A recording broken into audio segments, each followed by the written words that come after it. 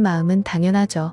등산은 유연성과 근력 그리고 심폐지구력까지 전신을 골고루 움직이며 운동을 할 수 있어서 무척 좋은 운동이라고 하는데요. 게다가 아름다운 자연과 맑은 공기는 일상과 도시에서 지친 마음을 편안하게 쉴 수 있게 해주기 때문에 몸의 건강뿐 아니라 정신의 건강에도 도움이 많이 되는 활동이라고 할 수 있어요. 그럼 혹시 등산 도중에 식당이나 매점 휴게소처럼 음식이나 요기 거리를 파는 것을 본 기억이 있으신가요? 시원한 물이나 가벼운 간식류를 직접 챙겨서 오시는 분들도 있겠지만 지나가다 산 중턱에서 요기거리를 사 먹는 분들도 많으시죠. 아무래도 목이 마른 분들이 많다 보니 생수나 음료 종류가 가장 많이 나가더라고요. 산에 올라 먹는 컵라면 맛은 아는 분들은 다들 침부터 꿀깍 삼키게 되실 거예요. 그럼 혹시 산 중턱이나 위쪽까지 어떻게 물건이 배송되는지 궁금하셨던 분들 있으실까요? 경사진 언덕과 흙과 돌로 이루어진 길을 자동차가 올라가기에도 무리가 있고 그렇다고 헬리콥터로 물건을 가져다 두기에는 수지 타산이 맞지 않죠. 결국 사람의 손이 필요할 수밖에 없겠죠. 다른 곳들은 어떻게 되고 있는지 모르겠지만 우선 제가 다니는 산들은 사람이 지게를 짊어지고 직접 배달하고 있는데요. 그 지게로 물건을 배달하는 사람이 바로 저입니다. 어릴 때부터 이 일을 했던 것은 아니고 저에게 안 좋은 일이 있고 난 뒤로 저는 산에 자주 가게 되었어요. 생각도 정리하고 마음도 가라앉히고 또 매일 산에 오르며 저 자신을 수양하다 싶어 했거든요. 기나긴 등산로를 따라 올라가고 또 올라가다 보면 어느새 마음을 괴롭히던 생각이 점점 줄어들더라고요. 일찍이 부모님을 여의고 가족도 없이 혈혈단신 생활하던 저는 원단 시장에서 도매 배달일을 했었어요. 매일 무거운 원단을 여기저기 필요한 매장으로 배달하며 살았던 저는 어느 날 시장에서 식사를 배달하는 한 여인에게 마음을 빼앗겼습니다. 결혼도 연애도 다 저랑은 상관없다고 생각해 매일 일만 하며 살았는데 자기 짝은 따로 있다는 게 이런 걸 두고 이야기하나 봐요. 부모님도 안 계시고 벌이도 변변치 않은데 내 주제의 결혼은 무슨 결혼이냐? 그냥 이렇게 돈이나 벌며 혼자 살아야겠다 싶었는데 첫눈에 홀딱 반할 사람을 만나게 된 거죠. 수더분한 외모에 웃는 모습이 예쁜 그 여인은 지방에서 올라와 대학에 달리는 막내 남동생 뒷바라지를 하며 생계를 책임지고 있었어요. 오며 가며 자주 마주치게 되었고 제가 먼저 용기를 내 말 걸고 데이트를 신청하며 저희는 연애를 시작했고 2년여간의 열애 끝에 결혼하게 되었습니다. 아내도 없는 집안에 부모 없이 자라 아직 챙겨줘야 할 막내 동생까지 있어 연애도 결혼도 거의 포기한 채 살았다고 해요. 이대로 동생 뒷바라지는 하다가 나중에 장가 보내고 그냥 혼자 살겠거니 싶었다고요. 둘 다 배운 것도 가진 것도 없었지만 그래도 열심히 성실하게 살았어요. 서로의 가족이 되어주었고 부족한 살림이었지만 힘들 때나 기쁠 때나 서로의 곁에 있어 주었습니다. 아내를 도와 처남의 대학 등록금을 같이 보태며 무사히 졸업시켰고 처남도 취직하고 밥벌이를 하게 되면서 더 이상 저희 도움이 필요하지 않았습니다. 아내와 함께 오순도순 사는 게 전부였어요. 그리고 결혼한 지 5년차 저희에게 또 아기 소식이 찾아왔습니다. 아내는 임신했고 저희는 너무나도 기뻤어요. 바쁜 일상을 지내며 딱히 아이를 계획하고 간절히 기다린 것은 아니었어요. 그래도 둘 다 아이가 있으면 좋겠다. 부모가 되어도 행복할 것 같다는 이야기를 종종 나누었죠. 그렇게 몇 달 뒤 귀여운 공주님이 태어났어요. 보통 눈에 넣어도 아프지 않다는 말을 쓰던데 저는 마침내 저희 딸을 만나고 나서야 그 말 뜻을 이해할 수 있었죠. 어쩌면 숨소리조차 귀엽고 사랑스러운지 할 수 있다면 무엇이든 해줄 수 있다고 생각했죠. 아이는 무럭무럭 자라서 뒤집고 걷고 뛰며 예쁜 공주님으로 성장했어요. 그날은 아이의 생일날이라 저는 일찍 일을 마치고 귀가하겠다고 했고 아내는 먼저 식당에 가 있겠다며 아이를 데리고 식당으로 향하고 있었어요. 버스를 탔다는 이야기를 들었는데 그 뒤로 소식이 없어 그냥 제가 괜히 마음 급하게 나올까봐 기다려주는 건가 보다 싶었죠. 빠르게 일을 마무리하고 전화를 걸었는데 아내가 받지 않더라고요. 아이랑 있다 보면 가끔 전화를 못 받을 때도 있어서 저는 약속했던 식당으로 갔어요. 그런데 벌써 약속 장소에 도착했어야 할 아내와 딸아이가 보이지 않더라고요. 그래서 식당 사장님께 여쭤보니 아직 도착하지 않은 것 같다며 엄마랑 딸만 온 손님은 아직 없었다고 하셔서요. 불안감이 느껴지던 그때 대로변 주변으로 구급차의 사이렌이 들리고 분주한 사람들의 소리가 들렸어요. 저는 마치 운명에 이끌리듯 그곳을 향했죠. 차량 몇 대가 크게 사고가 났는지 사람들이 웅성거리고 119 차량이 몇 대나 지나다니고 있었어요. 저도 인파를 파고 들어가는데 사고 난 차량 중 하나가 저희 아내가 탔던 마을버스더라고요. 혹시나 해 가까이 다가가는데 워낙에 다친 사람이 많은지 구급대원들이 급하게 사람들의 상황을 파악하고 경찰도 와서 주변을 통제하고 있었어요. 그리고 그때 멀리서 딸아이가 좋아하는 신발이 바닥에 떨어져 있는 게 보였어요. 설마 싶었지만 아내와 딸아이가 탔을 마을버스에 신발까지 도저히 밀려오는 불길한 예감을 무시할 수 없었어요. 그래서 급하게 경찰분에게 사고 난 환자들이 어디로 이송되었는지를 물어 병원으로 향했습니다. 병원에 도착하니 응급실은 이미 아수라장이었어요. 분주하게 움직이는 의료진들과 구급대원들 사이에서 저는 어린 여자아이랑 어머니가 혹시 실려왔는지 물었죠. 그리고 잠시 후 사실이 아니기를 바랐지만 두 사람 모두 그 버스에 있었고 병원으로 실려왔습니다. 딸아이는 현재 급하게 수술에 들어갔다고 했어요. 그리고 아내는 그 자리에서 사망했다고 했습니다. 구급대원이 발견했을 때 이미 아내는 딸아이를 가슴에 품은 채 머리를 어딘가에 심하게 부딪혀 사망했다더군요. 딸아이 역시 머리 쪽에 강한 충격을 받은 상태였으며 아내가 온몸으로 막았지만 몸에 무거운 물건이 눌린 상태라 거의 호흡이 불가한 상황이었다고 해요. 응급처치하고 병원으로 급하게 옮겨져 수술에 들어갔는데 5살 아이가 수술을 견딜 수 있을지는 확신할 수 없다고 하더라고요. 수술실 앞에서 두 손을 모으고 기도하는 마음으로 앉아 기다렸습니다. 수술이 끝나고 의사 선생님께서 나왔는데 고개를 떨구며 죄송하다고 말씀하셨어요. 저는 그 자리에 다리에 힘이 풀려 그대로 풀썩 무릎을 바닥에 찌르며 주저앉고 말았습니다. 나중에 보니 무릎에 멍이 들었는데 그때는 그게 아픈지도 몰랐어요. 줄초상이라고 하나요? 그렇게 갑작스럽게 저는 제 유일한 가족이었던 아내와 딸아이를 한꺼번에 하늘나라로 보내야 했습니다. 특히나 이제 막 유치원을 다니기 시작한 어린 딸아이가 해맑게 웃고 있는 유치원 입학 사진을 영정사진으로 썼는데 가슴이 찢어지는 것 같았습니다. 아내도 딸아이도 둘 다 아직 이렇게 세상을 떠날 사람들이 아닌데 이런 일이 일어났다는 사실이 믿을 수 없고 또 너무나 괴로웠습니다. 딸아이는 5살 생일을 축하하지도 못한 채 이 세상에 태어난 기쁜 날이 세상을 떠난 가슴 아픈 날이 되고 말았어요. 갑작스럽게 모든 가족을 잃은 저는 집안에 틀어박혀 시간이 어떻게 가는지 모르게 며칠을 보냈습니다. 이 세상이 싫고 저 혼자 살아있는 것은 더더욱 싫었어요. 며칠인지도 모를 밤낮을 집에만 틀어박혀 보내다가 마지막으로 아내와 딸과 함께 놀러갔었던 산에 오르게 되었습니다. 우리 가족이 행복하게 웃던 그날을 떠올리며 무거운 몸을 이끌어 한 걸음 산을 오르고 보니 그래도 답답했던 마음이 조금은 해소되는 것 같았어요.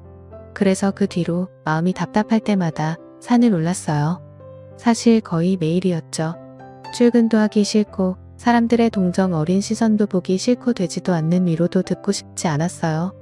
핸드폰도 꺼두고 매일 산을 오르고 내리고를 반복했죠. 아무도 없는 한적한 공기도 좋았고 그곳에 있는 사람들은 제 사연을 모르기에 어떤 위로도 하지 않는 점도 좋았습니다. 그렇게 산을 오르다가 우연히 지게에 짐을 실어 나르는 분을 마주쳤어요. 저보다 나이가 더 있으신 분이었는데 이제는 거의 볼 수 없는 지게를 등에 쥐고 거기에 물건을 상자째로 잔뜩 쌓아서 올라가시더라고요. 산을 다니며 그분을 종종 보니 물건을 실어서 산 위쪽에 있는 매점에 가져다 주시고 계셨어요. 보니까 차가 올라갈 수 있는 입구 쪽까지 차를 주차한 다음 거기서부터 짐을 지게에 실어서 가지고 오시더라고요. 물건이 배달되기 어려운 곳까지 직접 짐을 실어 나르는 그분을 보다 보니 그 무거운 짐이 제 마음의 무게와 같을 것 같았어요. 그래서 하루는 용기를 내어 그분에게 말을 걸어보았습니다. 그분은 아주 오래전부터 그 일을 하셨다고 해요. 젊은 시절부터 일을 시작하셨는데 이제 슬슬 몸이 힘들어서 마침 그만두려던 참이었다고 하더라고요. 그런데 자신이 갑자기 그만두면 가뜩이나 힘든 일이라서 사람 구하기도 힘든 터라 계속 사람 구해질 때까지 일하겠다. 차일피일 기약 없이 미루던 중이었다고 합니다. 제가 이 일에 관심을 보이며 하고 싶다고 하자 그분께서는 그렇게 말하다가도 막상 일을 해보면 금세 그만두거나 다치거나 병드는 사람들도 많다며 신중히 생각해보라고 하셨어요. 저는 우선 생각해보겠다고 했지만 사실은 자신이 있었어요. 오랫동안 무거운 짐을 옮기는 일을 했던 것도 있고 짐이 아무리 무거워도 무거우면 무거울수록 제 괴로운 삶을 잠시나마 잊을 수 있도록 도와줄 수 있을 것 같았거든요. 그로부터 며칠 후 저는 다시 그 산을 올라 매점 앞에서 그분을 기다려봐요. 그분은 짐을 지고 올라오며 저를 보시고는 정말 괜찮겠냐고 후회하지 않을 자신 있냐고 몇 번을 물어보셨죠.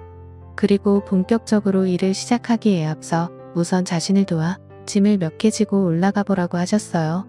직접 경험해보고 나면 제가 생각이 달라질 수도 있을 것 같았던 거죠.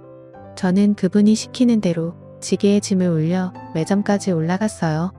생각보다 무거운 무게의 평지에서 원단을 실어 나르던 것과 달리 경사지고 길이 고르지 않는 산을 짐을 지고 오르는 일은 생각보다 훨씬 고된 일이었어요. 짐도 무겁지만 경사진 길을 오르며 무게중심이 뒤쪽으로 쏠리지 않도록 하기 위해서 노력해야 했죠. 하지만 그렇게 오직 짐을 안전하게 가지고 올라가는 것에 집중하다 보니 잠시나마 저를 괴롭히던 다른 생각들을 잊을 수 있었어요. 생각보다 짐을 잘 들고 오르는 제 모습에 그분도 깜짝 놀라시더라고요. 오늘 해보니 어떠냐고 물으시길래 저는 할 수 있을 것 같다고 말씀드렸어요. 그분은 인수인계 겸 며칠 동안은 자신과 함께 일하자고 하셨고 그 뒤로 물건을 실어오는 곳부터 발주 내용을 보는 법 그리고 배송시간 등등을 꼼꼼하게 알려주셨어요. 2주 정도 옆에서 일을 배우고 그 후로 저 혼자 일하기 시작했어요. 무거운 짐을 지고 산을 오를 때마다 저는 잠시나마 저를 괴롭히던 생각들을 잊을 수 있었어요. 그리고 무거운 짐과 힘든 하루는 아내와 딸을 지키지 못한 저 자신에게 주는 벌 같은 거였죠. 저는 짐을 하나씩 실어 오를 때마다 지게가 어깨를 파고들고 허리가 아프고 무릎이 아플 때마다 아내와 딸을 지키지 못해 받는 벌이라고 생각하며 묵묵히 산을 올라 물건을 전달했어요. 이렇게 시간은 천천히 흘러갔고 이제는 어느새 제가 하지 않으면 안 될 일이라는 생각이 들어 매일 물건을 배달하는 일이 제 일상이자 인생이 되어버렸어요. 어느 날인가 물건을 다 배달한 후 오랜만에 경치를 구경하면서 쉬고 있는데 시끌시끌한 소리가 들리더라고요. 보니까 유치원생 또래의 아이들이 서로 손을 잡고 어른 몇 명과 함께 올라오고 있었어요. 근처에 유치원이 있었나 하는 생각을 하며 날이 좋아 소풍을 나왔나 보다 하고 있었죠. 아이들은 오랜만에 외출인지 서로 신이 나서 즐겁게 떠들고 웃으며 산을 오르더라고요. 중턱쯤에 있는 넓은 공간에 앉아 사진을 찍더니 도시락을 꺼내서 맛있게 먹었어요. 저는 그런 아이들 모습이 너무 귀여워 매점에서 물이랑 음료수 몇 개를 사서 가장 나이가 많아 보이는 여성분에게 드렸어요. 너무 귀여워서 그러는데 이거라도 마시면서 식사하도록 해주세요. 어머 이런 걸 다 감사합니다. 애들아 아저씨에게 감사하다고 인사드려야지. 아이들은 오물오물 밥을 먹다가 감사하다며 큰 소리로 인사를 했어요.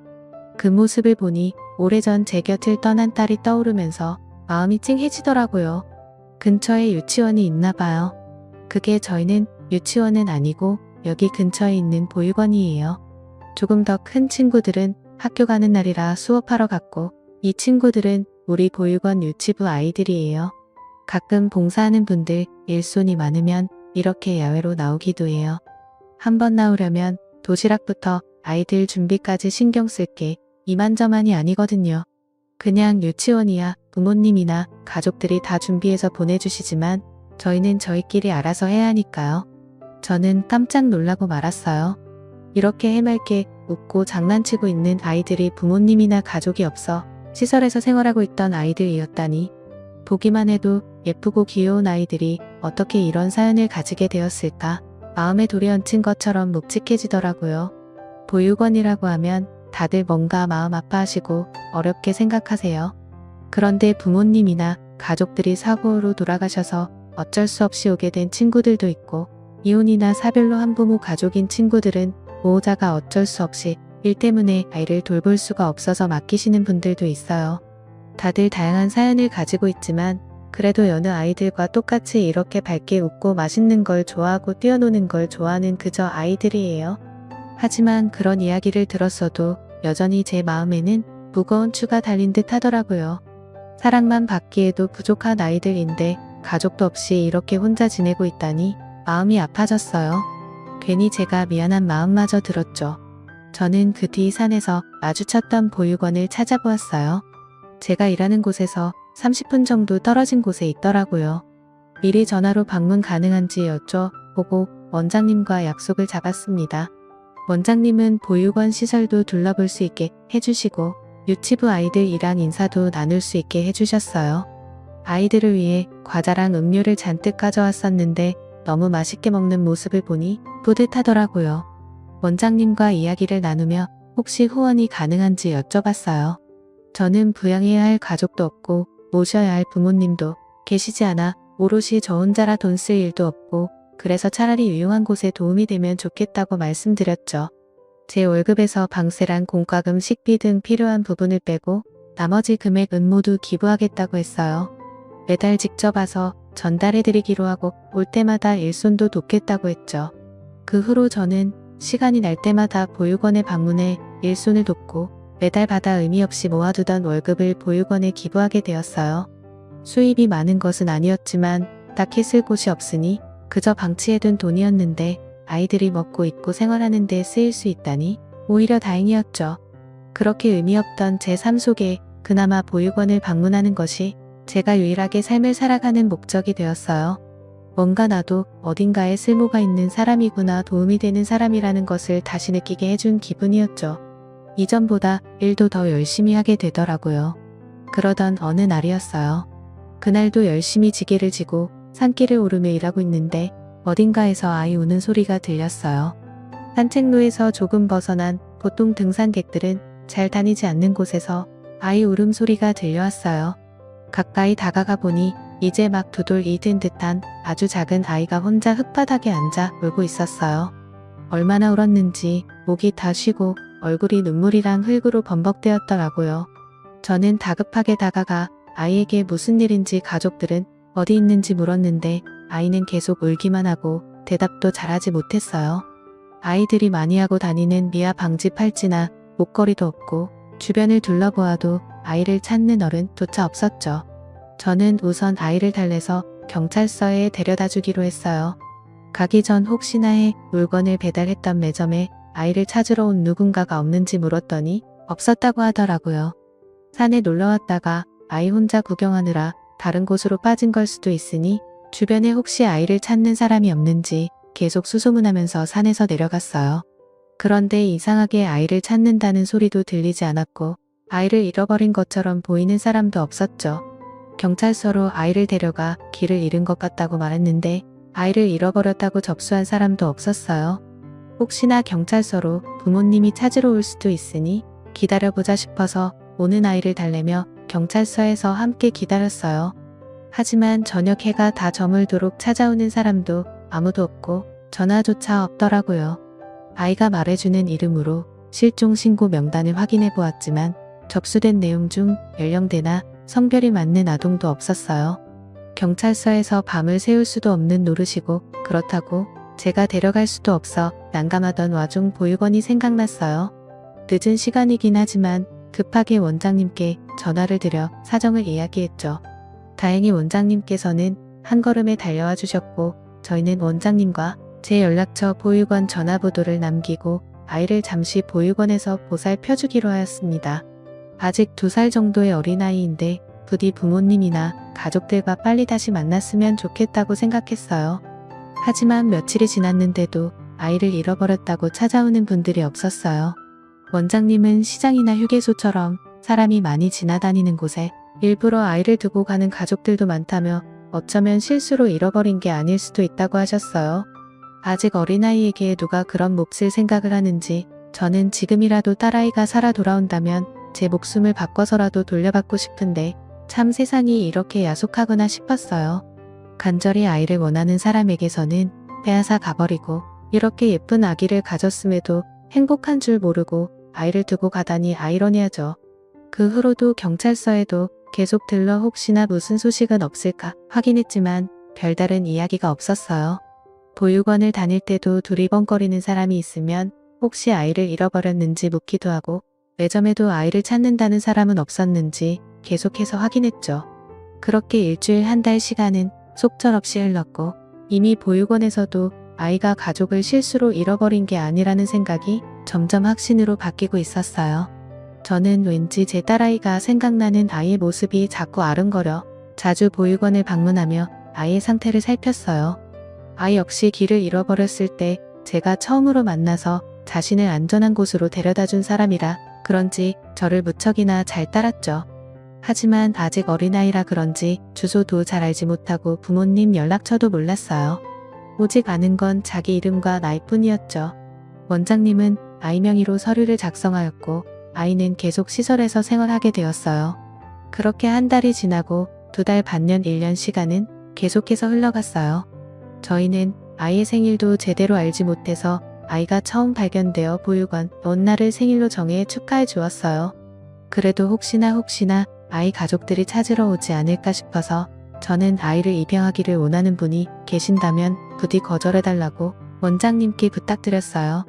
제가 그런 생각을 한 이유는 처음 아이를 발견했을 때 입고 있는 옷도 무척 깨끗했고 밥을 제대로 먹지 못했거나 케어를 제대로 받지 못한 느낌이 전혀 아니었거든요. 피부도 좋고 옷도 꽤 좋은 편이어서 분명 사랑받고 자란 아이 같았어요.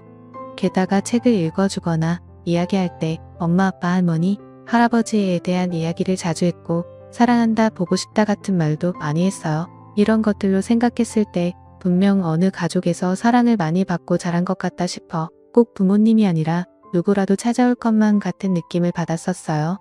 원장님 역시도 제가 아이를 워낙 애틋하게 생각하기에 그럼 한번 기다려보자며 아이를 계속 보육원에서 맡아주셨어요. 생일, 추석, 크리스마스, 새해 하루하루 기념일이 쌓여가고 추억이 쌓여갈 때마다 저는 보육원에서 지내는 아이가 더욱 안타까워졌어요. 만약 제 생각처럼 가족들에게 많이 사랑받으며 자란 아이였다면 지금쯤 그 가족들도 아이를 잃어버리고 세상이 무너지는 기분으로 애타게 찾고 있지 않을까 생각이 들었어요. 아이 역시도 사랑하던 가족들과 생리별하고 아는 사람 한 명도 없는 낯선 곳에서 혼자 있으니 얼마나 외롭고 불안할까 싶기도 했고요. 아직 어린아이가 혹시나 상처받지 않도록 자주 가서 살펴보았고 시간이 흘러도 희망의 끈을 놓지 않고 가족들이 찾아오기를 기다리고 주변에 수소문했습니다.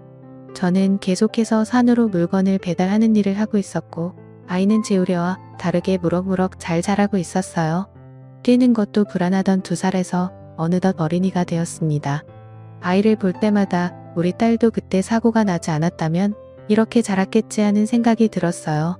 이제 말도 잘하고 글도 잘 읽고 제법 쓸 줄도 아는 아이를 보며 딸아이 생각이 자주 났습니다. 동화를 읽어주고 글을 가르쳐주면서 마치 딸아이와 시간을 보내는 느낌을 느낄 수 있었어요. 날씨가 무척 좋던 어느 날 저는 늘어난 등산객들로 인해 더 많은 물량을 배달하던 중이었습니다. 한참 지게를 지고 물건을 배송하고 있었는데 앞쪽에 부산스러운 움직임이 보였어요. 근처로 가보니 한 부부가 종이를 들고 사람들에게 나누어 주고 있었습니다. 뭔가 판매하는 사람인가 여기까지 와서 장사를 하나 싶어야 하면서 그 앞을 지났는데 그분들이 저에게 도우 전단지를 나눠줬어요. 저는 그 종이를 보고 깜짝 놀라고 말았습니다. 여자분은 저에게 전단지를 주며 창백한 얼굴과 간절한 목소리로 말했어요. 여자분이 나누어준 종이에는 제가 아이를 처음 발견했을 때의 모습과 비슷한 사진이 있었습니다. 얼굴이 너무 비슷했고 목 뒤에 점이 있다는 것까지 동일했어요. 그리고 지금 나이에 맞게 얼굴이 변화한 예상 모습도 전단에 있었는데 그 모습 역시 제가 보육원에 데려다 준 그 아이와 비슷한 모습이었습니다. 전단지에 나와 있는 사진이 너무 똑같아서 저는 아이의 부모님이 이분들이구나 싶었어요. 얼른 짐을 매점에 가져다 주고 저는 다시 전단을 나누어주는 부부에게 갔습니다. 혹시 이 아이 가족들인가요? 네, 보신 적 있으신가요? 뭔가 기억나는 게 있으세요? 저는 부부에게 제가 몇 년 전 산에서 어린 아이를 발견했고 경찰서에 갔지만 실종 접수된 것이 없어 그 후로 근처 보육원에 아이를 맡기고 돌보고 있다고 이야기했어요. 다만 아이가 말했던 이름이 조금 달라서 같은 아이인지는 정확히 모르겠다 그랬더니 그분들은 혹시 아이를 지금 볼 수 있냐며 눈물을 흘리며 부탁하더라고요. 저는 원장님에게 아이 부모님으로 되는 분들을 찾은 것 같다고 연락을 드리고 바로 방문하기로 했습니다. 원장실로 부부와 함께 문을 열고 들어가니 먼저 기다리고 있던 아이가 달려나왔어요. 아저씨 하면서 반갑게 뛰어나와 제게 안겼습니다. 저는 아이에게 혹시 부모님 얼굴이 기억나는지 물으며 제 뒤에 있던 부부를 소개했어요. 두 사람은 아이를 보더니 아내는 바로 엉덩이를 털썩 주저앉으며 그 자리에 쓰러지듯 앉더라고요. 그러더니 아이의 머리부터 얼굴을 더듬거리며 우리 딸이라고 했어요. 아이 역시 처음에는 조금 겁을 먹은 것 같더니 한참을 부부를 번갈아 바라보다가 소리를 쳤습니다. 달려가 안기는 아이의 모습을 보니 진짜 가족이 맞았구나 싶었어요. 아이 역시도 얼마나 간절히 부모님 이오기를 기다렸으면 이렇게 오랜 시간이 지났음에도 엄마 아빠를 알아보는 걸까 마음이 아팠습니다. 부부는 아이를 붙잡고 거의 우울하듯이 울며 우리 딸 그동안 고생 많았지 미안해. 너무 늦게 와서 미안해 라고 하며 아이를 껴안았습니다. 아이 역시 엄마 아빠의 품에 안겨보고 싶었다며 울고 있었어요. 원장님과 저는 두 분에게 차를 내어드리며 자리에 앉아 진정할 수 있도록 하였습니다. 두 분은 아이를 잃어버리고 몇 년째 전국을 돌아다니며 아이를 찾아다녔다고 해요. 다만 처음 잃어버렸을 때 빠르게 대처하지 못하는 바람에 가장 중요한 골든타임을 놓쳤었다고 합니다. 부부는 시험관 시술로 어렵게 얻은 딸아이였다는데 친정어머니께서 아이를 봐주러 종종 집으로 오셨다고 해요. 갑작스럽게 시아버님께서 너무 위독한 상태라 시골로 내려가게 되었는데 거기서 일주일 정도 지내는 사이 아이가 없어졌다고 하더라고요. 친정어머니가 아이를 데리고 놀이터에 잠시 나갔는데 아이가 목마르다고 하여 급하게 매점에서 물을 사오는 사이에 놀이터에서 놀고 있던 아이가 없어졌던 것입니다. 놀이터 주변을 다 찾아보고 혹시 집으로 돌아갔는지 집에도 가보고 친정어머니는 사색이 되어 아이를 백방으로 찾아다녔는데 보이지 않았다고 해요. 주변을 찾고 또 찾아보다가 결국 경찰서에 갔지만 아이가 집으로 돌아올 수도 있으니 기다려보라는 이야기만 했다고 합니다. 계속해서 아이를 기다리며 부부에게 전화했지만 워낙 시골이라 핸드폰이 잘 터지지 않는 곳이어서 전화 연결이 어려웠다고 해요.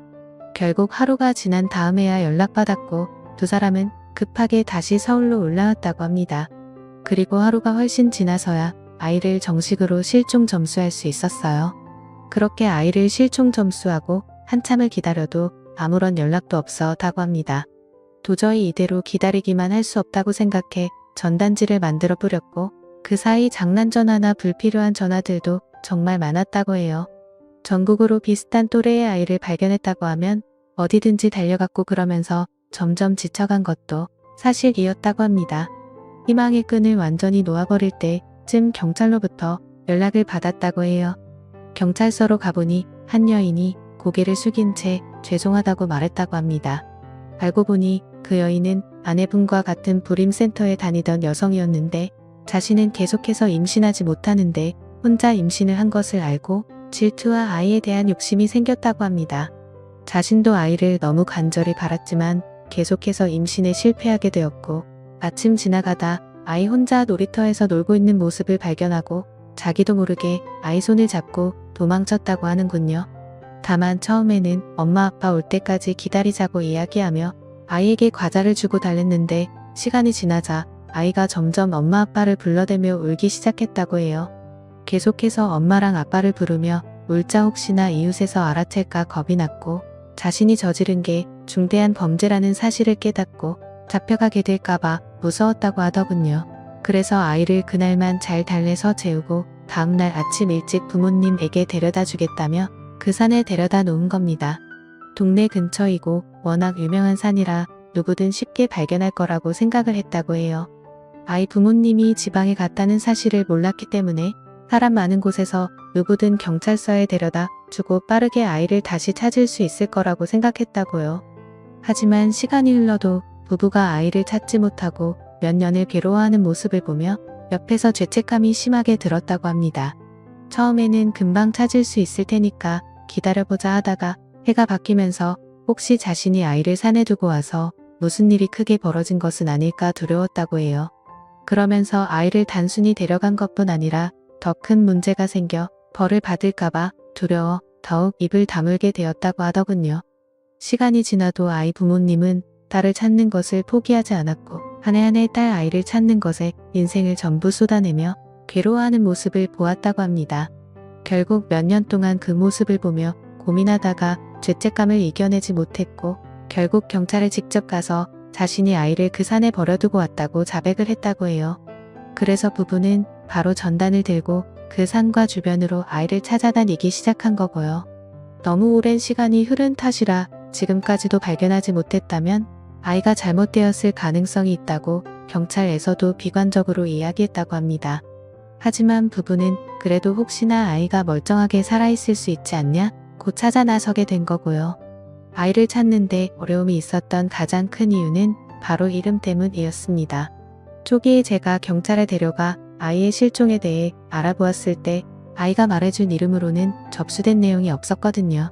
알고 보니 아이가 어릴 때부터 이름이 어려워 발음하기를 힘들어하며 자신의 이름을 비슷한 발음으로 계속해서 바꿔 불렀다고 합니다. 그래서 가족들도 그 모습이 귀여워 별명처럼 아이가 잘못 발음하던 이름으로 계속해서 아이를 불렀고 그러다 보니 처음 발견했을 때도 원래 출생신고된 이름과 다르게 말했던 거였어요. 아기들이 주민등록증이 있는 것도 아니고 지문으로 검색할 수 있었던 것도 아니다 보니 찾는데 더 어려움이 있었던 거죠. 이름이라도 제대로 이야기하고 사는 동네라도 잘 알고 있었다면 이렇게 몇 년을 서로 마음고생할 것 없이 더 빠르게 만날 수 있었을 텐데 참 안타깝다는 생각이 들었습니다. 이 역시 아이가 지금 길을 잃었다면 자신의 이름뿐 아니라 사는 동네 부모님 성함까지 잘 말할 수 있었을 텐데 너무 어린 나이에 가족들을 잃어버렸던 터라 더더욱 가족들과 다시 만나는데 어려움을 겪게 된 거죠. 그리고 자신이 아이를 가지지 못한다고 해서 다른 사람의 자식을 훔치고 그것도 모자라 다시 집으로 데려다 주는 것도 아니고 벌을 받을 것이 두려워 산에 버리고 가다니 정말 악랄하다는 생각밖에 들지 않았어요. 사랑하는 가족과 헤어지는 것이 어떤 마음인지 알기에 더더욱 부모님의 마음에 와닿았습니다. 아이를 찾았다고 경찰에 알리고 만약의 상황을 대비해 철저히 확인하기 위해서 부모님과 아이와 친자 검사까지 진행했습니다. 결과를 기다리는 동안 아이는 계속 보육원에서 지냈고 부모님이 본가에서 왔다 갔다 하며 아이를 보러 오셨어요. 사실 이 결과를 기다리는 동안 많이 불안하기도 했습니다. 부부도 아이가 자기 딸이라는 것을 이렇게 확신하고 아이 역시도 부부를 엄마 아빠라고 기억하는데 혹시나 친자 검사 결과가 서로 가족이 아니라고 나오면 어떻게 될지 걱정이 되었어요. 이렇게 가족이라고 확신하는데 정말 만약에 그런 결과가 나오면 가족들에게 더 큰 상처로 남지 않을까 싶었습니다. 어렵게 만났는데 다시 생리별을 해야 할 수도 있었고요. 그리고 기다리던 검사 결과가 나왔고 예상대로 세 가족은 서로 진짜 가족이 맞았습니다. 부부는 정말 뛸 듯이 기뻐하며 아침내 아이를 상봉한 것에 대해 저에게 감사하다는 이야기를 몇 번이나 하며 얼마든지 살해를 하겠다고 하더군요. 저는 부부에게 그냥 길 잃은 아이를 도와준 것일 뿐 살해는 필요 없다고 했습니다. 부부는 보육원 원장님과 선생님들에게도 그동안 아이를 너무 잘 봐주셔서 감사하다고 인사를 했어요. 집으로 돌아가서도 아이가 보육원에서 지내면서 재밌었던 이야기들을 자주 한다고 합니다. 친구들이랑 선생님들도 보고 싶다고 자주 이야기한다고 해요. 또 그동안 제가 아이를 아주 잘 돌봐줬다며 제 이야기도 많이 한다고 하네요. 아저씨가 책을 읽어준 이야기, 글을 가르쳐주고 소풍 갔을 때도 산에서 나무의 종류와 열매의 이름을 알려준 이야기 등등 이야기를 할 때마다 저를 빼놓지 않는다고 합니다. 부부는 그동안 자신들의 아이를 친자식처럼 아끼고 돌봐주어서 너무 감사하다며 얼마나 진심으로 아이를 생각하고 돌봐주었는지 아이의 표정과 목소리 이야기, 내용에서 알 수 있다고 하더라고요. 저는 늘 부족하다고 생각했는데 아이가 그렇게까지 저와 있었던 시간을 즐거웠다고 생각해주다니 뭔가 쑥스러운 기분이 들기도 하면서 좋게 생각해줘서 고맙다는 생각이 들기도 했습니다. 그래서 부부는 아이를 데리고 종종 보육원에 방문하였습니다. 아이가 친구들과 노는 모습을 지켜보았습니다. 그동안 그렸던 그림이나 글을 쓴 것, 소풍 가서 찍은 사진이나 학예회에서 노래 부르는 모습 등을 보며 아이를 잃어버렸던 동안 놓쳤던 지난 시간도 따라잡고요. 보육원 생활을 오래 해서 그런지 아직 아이는 집을 낯설어 하는 것 같긴 하지만 시간이 차차 해결해 주기를 기다린다고 했습니다. 전단지에 나와있던 사례금에 관해서 또 이야기하길래 저는 차라리 그 돈을 보육원에 기부하기를 부탁드렸어요. 저보다 더 돈이 필요한 곳이고 제가 돈을 받는다고 해도 어차피 보육원에 기부를 할 거였거든요. 워낙 제가 단호하게 거부를 하자 부부도 결국 손발을 들었습니다.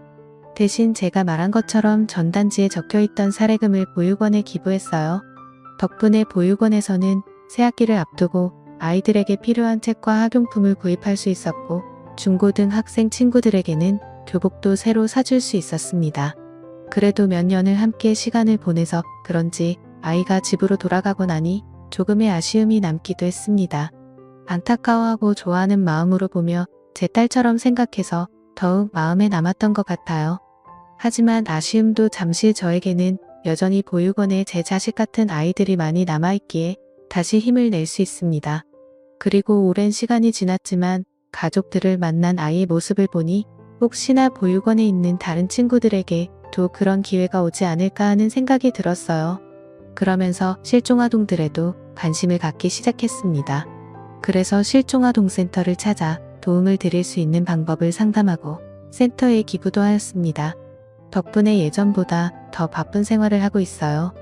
오래도록 아내와 딸아이의 추억으로 살고 있던 집을 마침내 정리해 작은 곳으로 옮겼고 그 돈으로 실종아동을 위한 기부를 하였습니다. 그리고 지나다니면서 더 많은 분이 볼 수 있도록 실종아동 전단지도 트럭에 붙이고 다니고요. 그러면서 보육원 아이들도 꾸준히 신경 쓰고 있어요. 요즘은 쉬는 날에 이곳저곳 아이들을 위해 시간을 보내느라 정신이 하나도 없습니다.